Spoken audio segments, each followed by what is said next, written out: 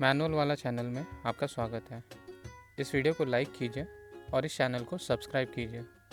इस वीडियो में हम TVS Apache RTR 160 4V के कुछ सेल्फ मेंटेनेंस टिप पे ध्यान देंगे। गियर शिफ्टिंग के बारे में हम देखें तो इस गाड़ी में टोटल 5 गियर है। फर्स्ट गियर डाउन है और मिडल में न्यूट्रल है, और जितना भी आप अप करेंगे उतना आपका गियर इंक्रीज होगा। इस गाड़ी में राइड मोड के सेटिंग के लिए एक स्पेसिफिक बटन दिया हुआ है। आप जैसे इस बटन को प्रेस करेंगे तो इसमें 3 मोड है, अर्बन, रेन एंड स्पोर्ट्स। तो आप अपने हिसाब से राइड मोड सेटिंग कर सकते हैं। इस गाड़ी में क्लॉक कैसे सेट करना है उसके लिए पहले तो आपको ओडो मोड पे जाना है। ओडो मोड पे जाने के लिए आपको मोड के बटन को प्रेस करना है जब तक ये क्लॉक सेटिंग पे नहीं जाता। अब आप यहाँ पे जो 12 आवर्स के फॉर्मेट अगर देखेंगे तो उससे AM और PM ये ब्लिंक करना चालू करेगा, या फिर अगर 24 आवर्स का फॉर्मेट सेट करना तो वहाँ पे 24 आवर्स का फॉर्मेट रहता है। इसके लिए आप मोड के बटन को प्रेस कीजिए, जिससे आप 24 आवर्स के फॉर्मेट चाहते हैं या फिर 12 आवर्स का फॉर्मेट चाहते हैं उस हिसाब से आप सेटिंग कर सकते हैं। इसके बाद आप सेट बटन को प्रेस कीजिए तो ये आवर्स का डिजिट ब्लिंक होना स्टार्ट हो जाएगा, जिससे आप आवर्स चेंज कर सकते हैं। अब मोड बटन को प्रेस कीजिए, जिससे आपका जो आवर्स है उसका काउंटिंग जो है वो इंक्रीज होगा। फिर सेट बटन को प्रेस कीजिए, जिससे आपका आवर्स का डिजिट चेंज होकर मिनट्स पे चले जाएगा और मिनट्स ब्लिंक करेगा। फिर मोड बटन पे प्रेस कीजिए, जिससे आपका जो मिनट्स है वो चेंज होगा। और फिर सेट बटन पे प्रेस कीजिए तो आपका मिनट जो है वो सेव होके आप क्लॉक सेटिंग सेव कर सकते हैं। इस गाड़ी के ब्लूटूथ सेटिंग के बारे में अगर देखें तो उसके लिए आपको पहले तो ओडो के मोड पे जाना है। उसलिए आपको मोड का बटन प्रेस करके होल्ड रखना है थोड़े टाइम के लिए। फिर जब ये क्लॉक सेटिंग में एंटर करता है तो इसे रिलीज कर दीजिए। फिर वापस मोड के बटन को प्रेस कीजिए जब तक ये BT पेयरिंग इस मोड पे ना चले जाए। अब आप सेट बटन पे प्रेस कीजिए, जिससे ये ब्लूटूथ कनेक्शन ओपन कर देगा, तो आप अपने स्मार्टफोन से इसे कनेक्ट कर सकते हैं। फिर आपके स्मार्टफोन पे ये डिवाइस का नाम दिखेगा, TVS M करके डिवाइस के कुछ नेम दिखेंगे। तो आपके स्मार्टफोन के थ्रू जो पहले ब्लूटूथ ऑन कीजिए, फिर डिवाइस सर्च कीजिए और उसको कनेक्ट करने का ट्राई कीजिए। और जब पिन के लिए पॉपअप करेगा तो आप अपने गाड़ी में चेक कीजिए, वहाँ पे आपको पिन डिस्प्ले होगा और फिर पिन एंटर करके आप अपने डिवाइस को गाड़ी के साथ कनेक्ट कर सकते हैं। इस गाड़ी में जब आप पेट्रोल फिल करते हैं तो इसका एक लेवल होता है, तो इस लेवल के ऊपर मत फिल कीजिए। जैसे यहाँ पे दिख रहा है कि कैप के नीचे एक और एक छोटा सा बॉक्स जैसा है, तो उतने ही लेवल तक आप पेट्रोल फिल कीजिए। इंजन ऑयल के बारे में अगर देखें तो जब आप इसका जो ऑयल डिपस्टिक है उसको निकालेंगे तो उसमें एक लेवल रहेगा। आपका इंजन ऑयल उस लेवल के बीच में होना चाहिए। इस गाड़ी में 10W30 का फुली सिंथेटिक ऑयल इस्तेमाल कीजिए। अगर आपको इंजन ऑयल ड्रेन करना है तो इंजन के नीचे साइड एक ड्रेन बोल्ट होता है, उसका आप यूज़ कीजिए। इस गाड़ी में क्लच लीवर को एडजस्ट करने के लिए लीवर ही ऑप्शन दिया। अगर आप यहाँ पे जैसे देखें लेफ्ट लीवर में आपको एक नट जैसा दिखेगा, आप उसका यूज़ कर सकते हैं। और वैसे ही राइट साइड के लीवर में भी आपको एक नट जैसा दिखेगा, जिससे आप लीवर को फ्री या टाइट कर सकते हैं।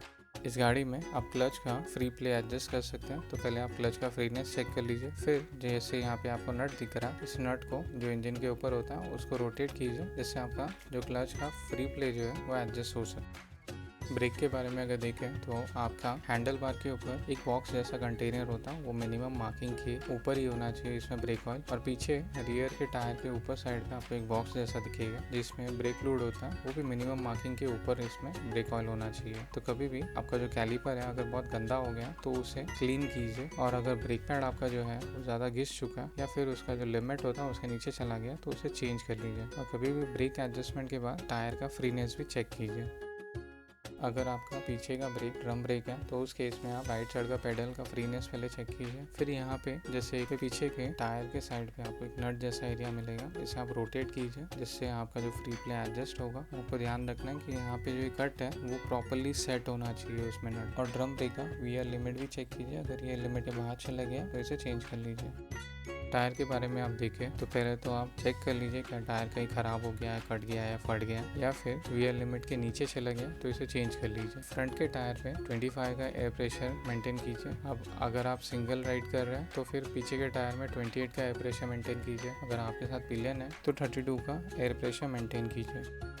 चेन के बारे में अगर हम देखें तो पहले चेन का स्लैकनेस चेक कीजिए, जिसके लिए गाड़ी को आप पहले सेंटर स्टैंड पे रखें, गाड़ी को बंद कीजिए, एक्सेल को लूज कीजिए। यहाँ पे जैसे नट दिखा रहे हैं दोनों साइड के नट को थोड़ा लूज करके फिर एडजस्ट कीजिए, और इससे आप चेन का जो स्लैकनेस या फिर अगर बहुत लूज हो गया चेन तो उसको एडजस्टमेंट कर सकते हैं। चेन को एवरी 500 किलोमीटर पे क्लीन करके लूब कीजिए।